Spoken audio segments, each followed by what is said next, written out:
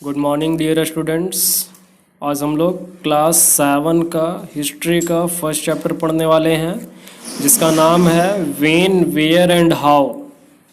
कब, कहाँ और कैसे। इतिहास में कोई घटना कब घटी, कहाँ घटी और कैसे घटी, उसके बारे में हम लोग इस चैप्टर में पढ़ेंगे। In this chapter, the discoveries made by Sir John Marshall and his colleagues after 1921 made known to the world of the existence of the world's three most largest ancient civilizations, the Indus Valley, the Mesopotamian and the Egyptian civilization। In this chapter, इस part में हम लोग क्या पढ़ेंगे, तो 1921 के बाद sir John Marshall और उनके सहयोगियों द्वारा की गई खोजों ने दुनिया की 3 सबसे बड़ी प्राचीन सभ्यताओं, सिंधु घाटी, मेसोपोटामियन और मिस्र की सभ्यता के अस्तित्व के बारे में दुनिया को अवगत कराया। इसमें क्या बताया जा रहा है कि 1921 के बाद सर जॉन मार्शल और उनके सहयोगी, यानी उनके साथ जो काम करने वाले सहयोगी थे, उनके द्वारा की गई खोजों ने दुनिया की 3 सबसे बड़ी प्राचीन सभ्यता, यानी जो सबसे बड़ी दुनिया की प्राचीन यानी पुरानी सभ्यता थी, जैसे सिंधु घाटी सभ्यता, मेसोपोटामियन सभ्यता और मिस्र की सभ्यता के अस्तित्व के बारे में दुनिया को अवगत कराया, यानी दुनिया को बताया कि ये सारा सभ्यता होता है। On the basis of these civilizations, a much was gathered about our history and subsequently our existence। इन सभ्यताओं के आधार पर, यानी ये जो 3 सभ्यता अभी हम लोग देखे, सिंधु घाटी सभ्यता, मेसोपोटामियन सभ्यता और मिस्र की सभ्यता, तो इन सभ्यताओं के आधार पर हमारे इतिहास और बाद में हमारे अनुभव के बारे में बहुत कुछ एकत्र किया गया था। इन सभ्यता के आधार पर क्या किया गया कि हमारा जो इतिहास था या फिर बाद में जो हमारा अनुभव हुआ, यानी जो हम लोग महसूस किए, के बारे में बहुत कुछ एकत्र यानी जमा किया गया था। The history of India is generally divided into 3 periods. Bharat का इतिहास जो है उसको आमतौर पर 3 अवधियों में विभाजित किया गया। कितने अवधि में? तो 3 अवधि में। पीरियड 1 एंशिएंट और अर्ली पीरियड। अवधि, पहला जो अवधि है उसका नाम क्या है? प्राचीन या प्रारंभिक काल।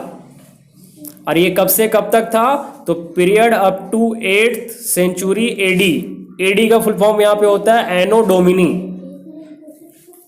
8वीं शताब्दी ईस्वी तक की अवधि। एनो डोमिनी को हिंदी में हम लोग बोलते हैं ईस्वी। तो 8वीं शताब्दी ईस्वी तक की अवधि तक ये जो है पहला पीरियड था, जो प्राचीन या प्रारंभिक काल था। अगला है पीरियड 2, यानी दूसरा अवधि, जिसका नाम है मिडिएवल और मिडिल पीरियड, यानी मध्यकालीन या मध्य अवधि। और ये कब से कब तक था? तो period between 8th century AD and 18th century AD.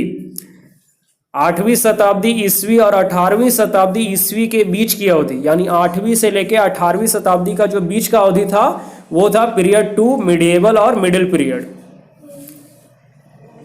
Period 3 है इसका मॉडर्न पीरियड, यानी तीसरा अवधि इसका क्या है?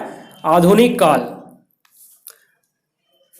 Period between 19th and 21st centuries AD, 19वीं और 21वीं शताब्दी के बीच की अवधि।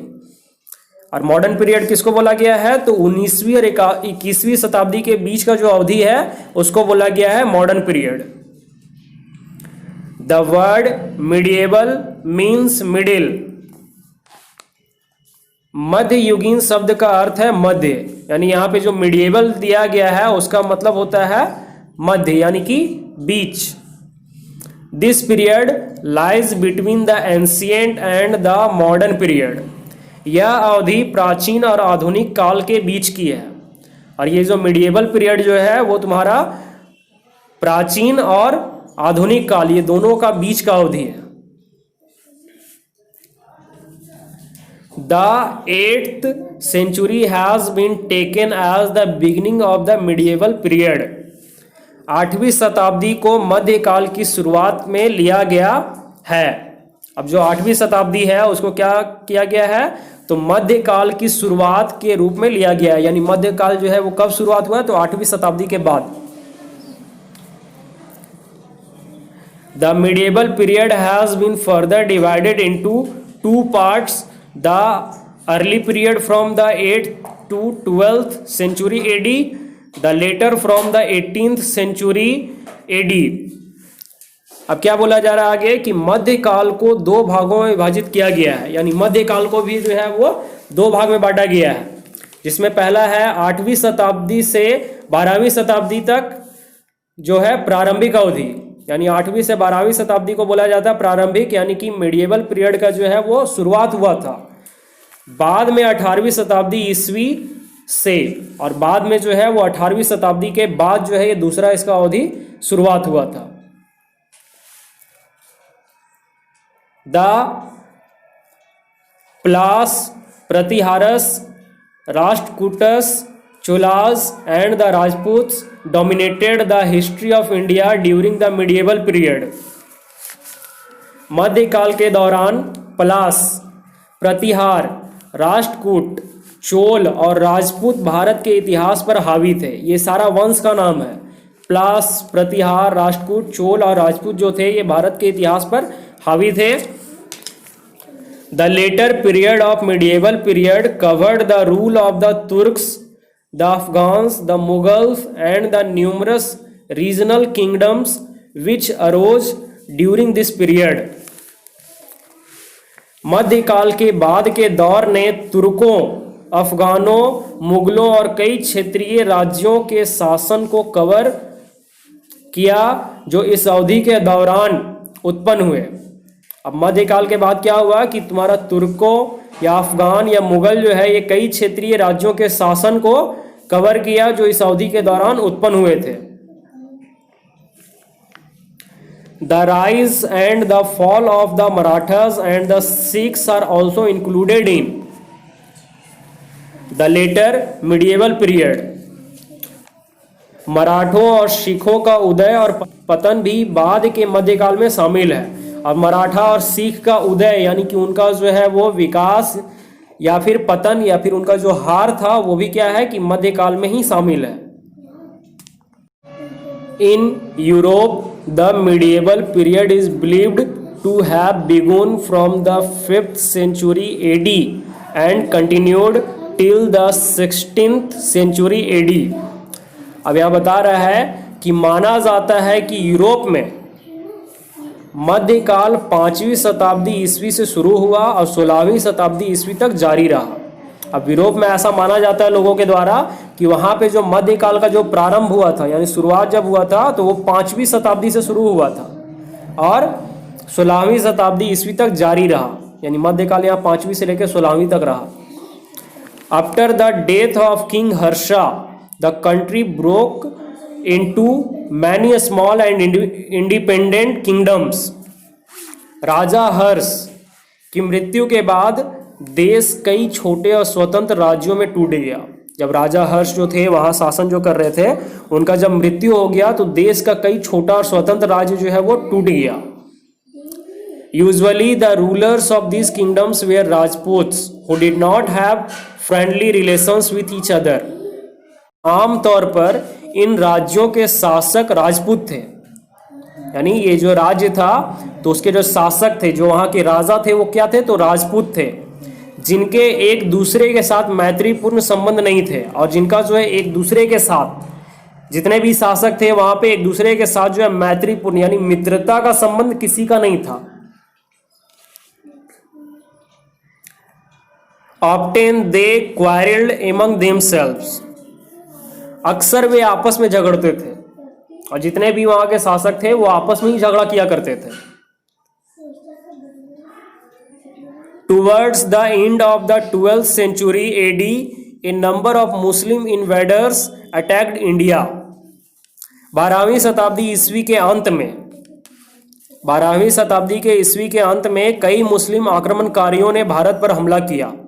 जब 12वीं शताब्दी आया था तो उस समय कई मुस्लिम आक्रमणकारियों यानी कई मुस्लिम जो है शासक लोग जो थे उन्होंने क्या किया कि भारत पर हमला किया, क्योंकि यहाँ पे देख रहा था कि राजपूत लोग जो है वो खुद ही में लड़ रहे हैं, तो यहाँ पे शासन करना तो आसान हो जाएगा, क्योंकि एक को अगर लड़ाएंगे तो दूसरे के पीछे हम जाएंगे और वहां से जो है उनको भी खदेड़ देंगे और अपना शासन वहां जमा लेंगे।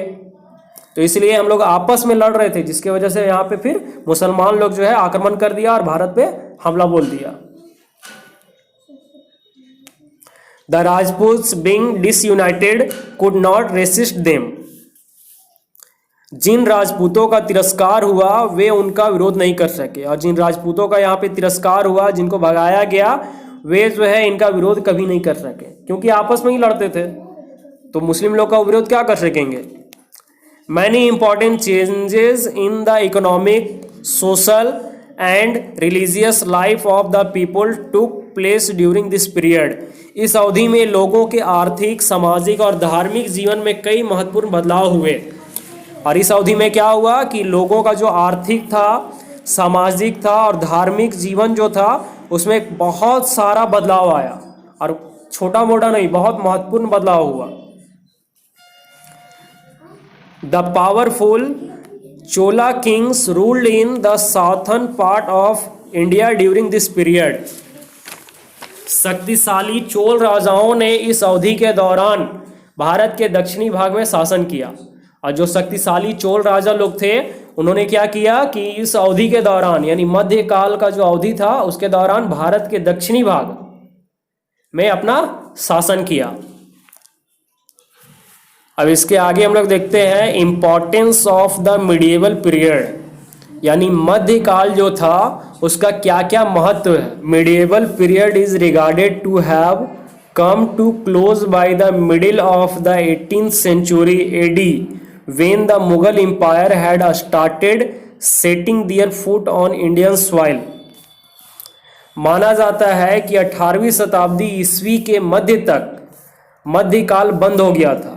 ऐसा माना जा रहा है कि 18वीं शताब्दी जब आया तो तक जो है मध्यकाल बंद हो चुका था, यानी मध्यकाल का जिक्र नहीं हो रहा था, जब मुगल साम्राज्य ने भारतीय धरती पर अपना पैर जमाना शुरू कर दिया था। और मुगल साम्राज्य यानी कि मुगल के राजा लोग जो थे वो भारतीय धरती पर अपना पैर जमाना जब शुरू किए तो पता चला कि नहीं, 18वीं शताब्दी में जो मध्यकाल था वो बंद हो गया था। A fresh wave of economic and social changes started sweeping the country. आर्थिक और सामाजिक परिवर्तनों की एक ताज़ा लहर ने देश को व्यापक रूप देना शुरू कर दिया। और आर्थिक जो है और या फिर सामाजिक परिवर्तन बदलाव जो हो रहा था आर्थिक और सामाजिक में, उसने क्या किया कि एक ताज़ा लहर देश को व्यापक रूप देना शुरू कर दिया, यानी देश को और ज़्यादा फैलाने लगा। It was during this period that the true Indian culture got its shape. या इस अवधि के दौरान था कि सच्ची भारतीय संस्कृति को इसका आकार मिला। और इस अवधि के दौरान क्या हुआ कि जो सच्चे भारतीय थे उनकी संस्कृति को जो है आकार मिला, यानी उनकी संस्कृति धीरे धीरे और ज़्यादा फैलने लगी। अब आगे देखते हैं। The medieval history was important due to a number of reasons. मध्यकाल इतिहास कई कारणों से महत्वपूर्ण था। अब उसके कारण को हम लोग देखते हैं कि आखिर वो मध्यकाल जो था वो क्यों महत्वपूर्ण था। फर्स्ट है इसका, we have many authentic sources that provide correct and accurate information and there is no confusion and vagueness about the chronology of the medieval period. हमारे पास कई प्रमाणिक स्रोत हैं। हमारे पास क्या है? कई प्रमाणिक यानी सबूत ऐसे हैं जो सही और सटीक जानकारी प्रदान करते हैं। हमारे पास जो सबूत है वो क्या करते हैं? सही या फिर सटीक जानकारी जो है हमें प्रदान करते हैं। और मध्ययुगीन काल के कालक्रम के बारे में कोई भ्रम और अस्पष्टता नहीं है, यानी हम लोग के पास सारा जानकारी मौजूद है जिससे हम लोग जान सकते हैं कि मध्ययुगीन काल में क्या क्या घटना बीता था। सेकेंड है इसका, the medieval period is more closer to our present structure. मध्ययुगीन काल हमारी वर्तमान संरचना के अधिक निकट है। और मध्ययुगीन काल जो है वो हमारा अभी जो वर्तमान का संरचना है, जो बनावट है, उसके काफी ज्यादा नजदीक है। During this period only the Indian learning and thought got enriched by the coming of Turks, Afghans and Mughals. इस अवधि के दौरान केवल भारतीय शिक्षा और विचार तुर्क, अफगान और मुगलों के आने से घिरे रहे। और इस अवधि के दौरान क्या हुआ कि भारत का जो शिक्षा था या फिर विचार था वो तुर्क, अफगान और मुगलों के आने से घिरे रहे, यानी उसका ज़्यादा फैलाव नहीं हुआ। डी है इसका, composite culture of Hindu and Muslim was evolved and the society cherished the fusion of two. Hindu और मुस्लिम की समग्र संस्कृति विकसित हुई। अब हिंदू और मुसलमान का जो संस्कृति था वो पूरी तरह से विकसित हुआ और समाज ने दो के संलयन को बढ़ावा दिया, यानी कि दोनों के मिलने को जो है वो क्या किया, समाज ने बढ़ाया कि दोनों धर्म आपस में मिलकर के काम कर सकते हैं। Most of the language like Hindi and Urdu also developed in India during this period. Bharat में हिंदी और उर्दू जैसी अधिकांश भाषाएं भी इसी काल में विकसित हुई है। और जो हिंदी और उर्दू जो हम लोग जानते हैं वो ऐसा भाषा है जो तुम्हारा मध्यकाल में ही विकसित हुआ है।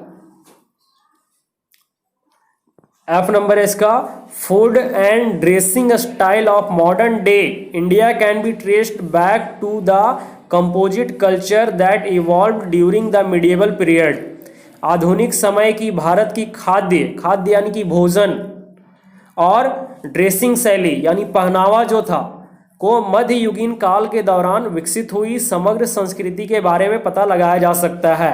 यानी मध्ययुगीन काल में भोजन का या फिर ड्रेसिंग स्टाइल जो था वो किस तरह से विकसित हुआ और हमारे संस्कृति को किस तरह से उसने बदला, इसके बारे में जो है मध्ययुगीन काल में पता लगाया जा सकता है। जी नंबर है इसका, many of our social customs, beliefs and traditions have their origin in the medieval period। हमारे कई सामाजिक रीति रिवाजों, मान्यताओं और परंपराओं की उत्पत्ति मध्यकाल में हुई है। और हमारा जो कई सामाजिक रीति रिवाज है, यानी जो समाज में फैला हुआ रीति रिवाज है वो सारा, या फिर मान्यता है भगवान को मानने की, देवी देवता को मानने की, या फिर परंपरा है पूजा पाठ करने की, उसका सारा उत्पत्ति जो हुआ वो मध्यकाल में हुआ। एच नंबर है इसका, भक्ति and the Sufi cents brought harmony and tolerance in the society. भक्ति और सूफी संतों ने समाज में सद्भाव और सहिष्णुता लाई। और भक्ति वगैरह जो थे या फिर सूफी संत यानी जो भगवान का भक्ति किया करते थे, साधु वगैरह जो थे, उन्होंने क्या किया, समाज में सद्भाव यानी कि समान भावना और सहिष्णुता यानी सबके प्रति जो है दया भाव लाने का बहुत ज्यादा वो कोशिश किए। आइए इसका, the position of women worsened due to the advent of Muslims in India. Bharat में मुसलमानों के आगमन के कारण महिलाओं की स्थिति बिगड़ गई। और जब भारत में मुसलमान लोग का आगमन हुआ, यानी जब वो आए, तो महिला लोग का जो स्थिति था, जो स्त्री लोग थी, औरत लोग, उन लोगों का स्थिति क्या हुआ, धीरे धीरे बिगड़ गया। Creeping of many social evil such as sati and purdah also came into being in the society. Sati और पुर्दा जैसी कई सामाजिक बुराइयों का रेंगना भी समाज में अस्तित्व में आया।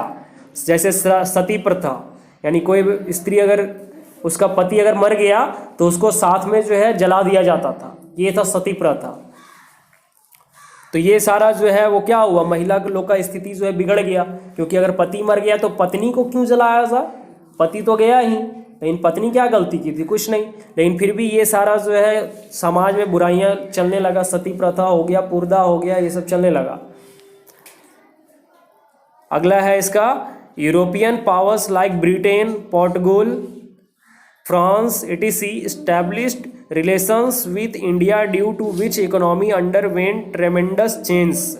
ब्रिटेन, पुर्तगाल, फ्रांस आदि यूरोपियों शक्तियों ने भारत के साथ संबंध स्थापित किए जिसके कारण अर्थव्यवस्था में जबरदस्त परिवर्तन हुए। ब्रिटेन, पुर्तगाल, फ्रांस आदि यूरोपीय शक्ति जो है वो भारत के साथ संबंध स्थापित किया। और क्या चीज़ का संबंध स्थापित किया होगा, तो व्यापार का। और व्यापार का जब संबंध स्थापित किया तो इसके कारण क्या हुआ कि अर्थव्यवस्था में जबरदस्त परिवर्तन हो गया, यानी कि बहुत ज़्यादा बड़ी मात्रा में जो है बदलाव हो गया।